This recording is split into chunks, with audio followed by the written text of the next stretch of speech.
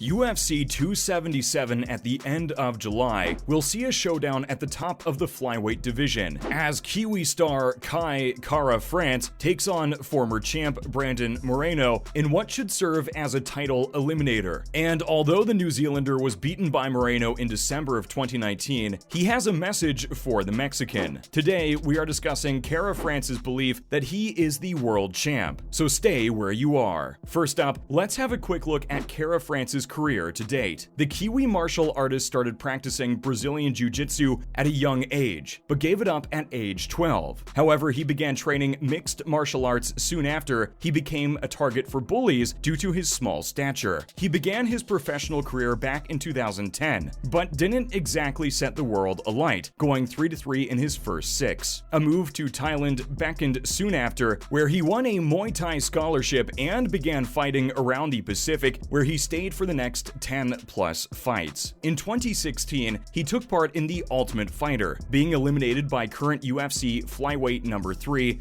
Alexander Pantoja. However, he didn't get signed for the promotion, but he did go 5-1 in his next 6 fights, which caught the attention of the UFC brass once again. He got his chance in the top promotion in December 2018, defeating Elias Garcia, and he has kept that form up throughout his run, only losing twice in his UFC career so far, winning his other 7 with a few big hits along the way. Those wins included a huge knockout over former bantamweight champion Cody Garbrandt, as well as an even bigger decision win over Askar Askarov last time out, which has propelled him into the flyweight title conversation. And if he can get past Brandon Moreno next time out, then who's to say he can't then go on to beat Figgy? What do you guys make of his career so far? Next up, what has he been saying recently? Stay tuned to find out. Well, as we have discussed, Kara-France will go up against rival Brandon Moreno at the end of July, in what promises to be an absolute barn burner. And recently, the 24-9 fighter has been explaining what it would mean to him if he could add to the current list of trans-Tasman UFC title holders, describing the potential scenario as a dream. Fighting for the interim title next month against Moreno, Kara-France will get the chance to add to the list of champs from Australia, and has revealed how the atmosphere and energy in the gym is contagious. Of course, the UFC has never had so many champions from that part of the world, and the 29-year-old said, "That's just everything that I've worked toward, and that would just be a dream that's all right there in front of me, and I visualized this for so long, and now that it's all kind of happening, it's not something I'm shocked about. It's all just manifesting and visualizing, and then working toward how it's going to become a reality." He went on to say how self-belief runs strong through the City Kickboxing camp, while other characters like Israel Adesanya and Alexander Volkanovski also called the gym home. And Kai also spoke of how good it is to have those sorts of fighters in the gym, raising the standards. He then revealed how there is a great atmosphere, with himself, Izzy, and Alex all preparing for fights at the same time. What else did Kai have to say then? Let's see. Well, alluding to the fact that they're all the way up, he also acknowledged the influence head coach, Eugene Behrman, has had on the gym as a whole. Kara-France spoke of how selfless he is and the sacrifices he makes to ensure his fighters are getting the best preparations for their fights. He gave an example of how Behrman quarantined 10 times during the COVID pandemic, just so he could travel and corner his fighters, which is an incredible thing for someone to do during a global pandemic. Kara-France went on to say that Behrman has got 5 kids, and then he's got so many fighters he looks after, but he's just willing to do that because he wants to see his guys do their best. He also said that if the head coach of the gym is willing to do that, then as a fighter, you need to be upping your game to meet him halfway, as he put it. He went on to explain that he has set such a good example that whenever he's not there, the gym self-regulates. And of course, being a pro fighter and training with world champions, no one is slacking off and someone is always watching, as he says. He also revealed that if you're not putting it in, someone will always be there to tell him to step it up, which is how it should be, really. What do you guys make of how CKB operates? So, what did he have to say about the upcoming Moreno fight? Of course, Moreno is no joke and already holds a win over the Kiwi, but Kai references the road he has taken to get to his first title shot as one with a lot of speed bumps. And he has also described next month's fight against the Mexican as a massive milestone, saying, "It was just just something that was bound to happen, especially my last few fights. You've seen that growth and evolution in my game, so I know I'm the best in the world," before claiming that Brandon actually won the trilogy fight against Figueiredo. He suggested that this fight is actually the real title fight, but if he was to claim the interim belt, it would mean everything to him. He went on to say, "I just believe I'm the world champ. You've got to believe you're the champ before you become the champ." Wow, he certainly knows his worth and values himself highly, right? Kai then suggested that he could do what Moreno did after their last fight and go on to win the flyweight world title, saying what Moreno did give him is confidence. Kara France has also suggested that he now knows he is right there in the flyweight division and even gave a prediction for the fight, claiming that Moreno will try to get him to the ground, but that he will find some holes and will try to put him away. However, he did acknowledge that it will be a dogfight. How do you see it going down? Next up, Kara France has reacted after a diss from the current champ. Deiveson Figueiredo is, of course, the current flyweight king, but he isn't particularly happy at an interim title fight being announced. He claims there was a miscommunication given the fact that he was injured, but apparently the UFC never received his medical documents to confirm to the organization that he was out. He said, "I've saved a main event in the UFC, doing the quickest turnaround in the history of the UFC as a champion, and now I'm getting ripped off. The belt is mine. There's no other belt except for this plastic belt. This joke they're doing between Brandon Moreno and Kara France." But Kai does not see it that way, agreeing with Uncle Dana that fighters who don't fight get left behind. He fired back at Figgy Smalls, saying,